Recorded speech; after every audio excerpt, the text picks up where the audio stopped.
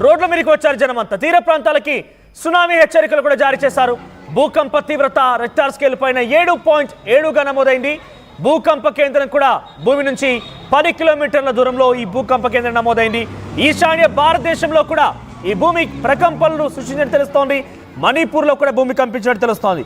ఎగ్జాక్ట్గా ఇప్పుడు భూమి కంపించినటువంటి విషయాలపైన ఈరోజు ఎక్కడెక్కడ భూకంపాలు సంభవించాయని మనం చూస్తే కనుక మయన్మార్, అటు బ్యాంకాక్ క్యాపిటల్ థాయిలో కూడా ఈ రకంగానే మయన్మార్ ప్రాంతాల్లో కూడా చోటు చేసుకుంది.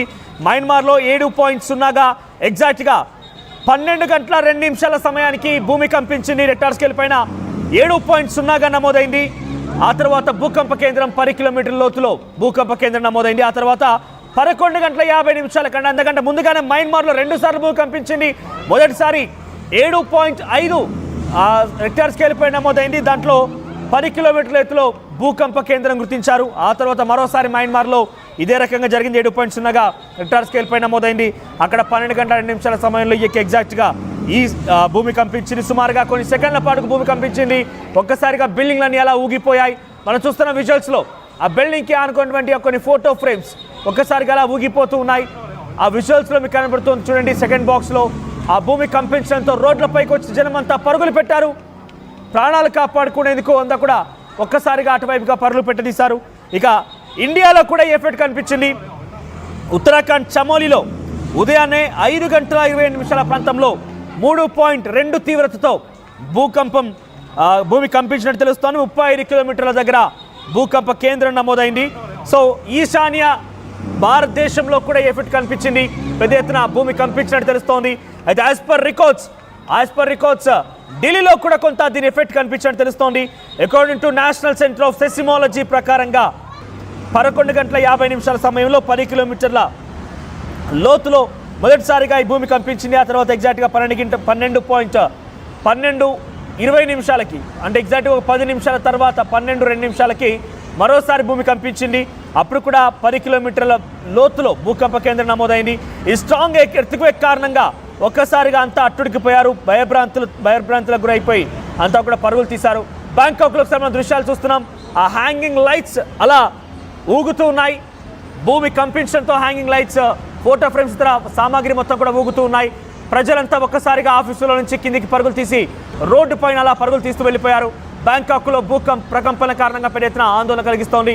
దీని ప్రభావం ఈశాన్య రాష్ట్రాలపైన పడినట్టు తెలుస్తోంది.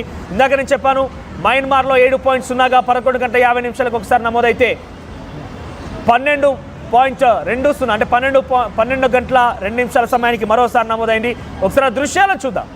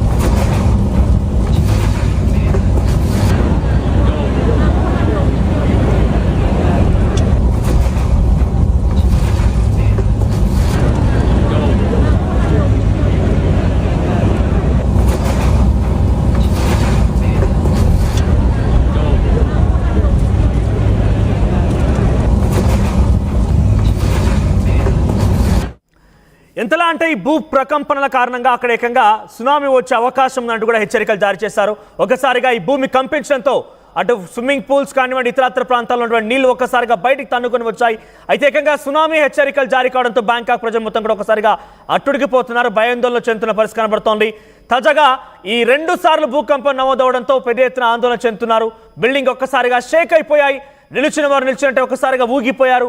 మనం చూస్తున్న విజువల్స్ లో అంతా రోడ్లపైకి చేరుకొని ఎలా గుంపులుగా నిల్చున్నారనేది ఇది ఇంకా భయాందోళన గురి చేస్తుంది. ఎగ్జాక్ట్ గా మిట్ట మధ్యాహ్నం 12 గంటల సమయంలో ఈ భారీ భూకంపం రావడంతో అందరూ కూడా భయభ్రాంతులు ఉన్నాయారు. ఒక్కసారిగా అందరూ కూడా పరుగులు తీశారు. దీనిపై మరిన్ని అప్డేట్స్ మా ప్రతినిధి రామ్దాస్ అందిస్తారు. రామ్దాస్, సో ఏంటి భూకంప తీవ్రత ఏకంగా ఈశాన్య రాష్ట్రాలైనటువంటి భారతదేశంలో కూడా పడినట్టు తెలుస్తోంది. ఇటు ఉత్తరాఖండ్ చమోలీలో కూడా భూకంపం నమోదైనట్టు తెలుస్తోంది. ఉదయాన్నే 5 గంటల 20 నిమిషాల్లో కూడా భూమి కంపించినట్టు తెలుస్తోంది.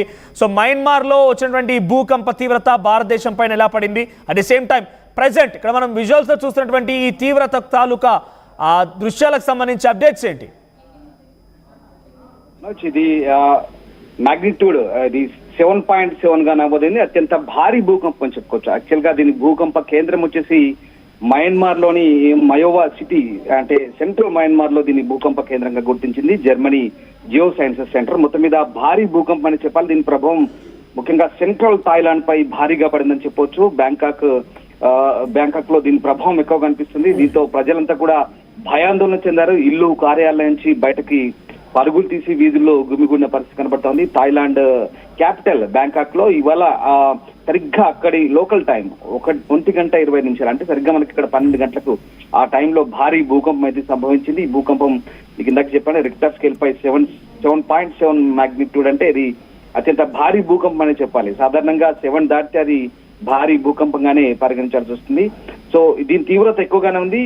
దాదాపు 5 నిమిషాల పైగా ఈ ప్రకంపనలు కొనసాగినట్టుగా చెప్తున్నారు. ఈ ఘటనతో ఒకసారిగా బ్యాంకాక్ నగరంలో ప్రజలంతా కూడా భయాందోళనకు గురవుతున్న పరిస్థితి కనబడుతుంది. ఇల్లు కార్యాలయం నుంచి బయటికి తీశారు. ఈ భూకంపం వల్ల ప్రాణ నష్టం ఎంత జరిగింది, ఆస్తి నష్టం ఎంత జరిగిందని మాత్రం ఇంకా ఇప్పటికీ అఫీషియల్ గా అయితే సమాచారం అయితే అందాల్సి ఉంది. బ్యాంకాక్ లాంటి జనసమ్మర్దం ఎక్కువగా ఉండే ఈ నగరంలో భూకంపం సంభవించడం అయితే నిజంగా ఇది ఒక రేర్ ఇన్సిడెంట్ అని చెప్పాలి. థాయిలాండ్ భూగర్భ శాస్త్రవేత్తలు ఈ భూకంప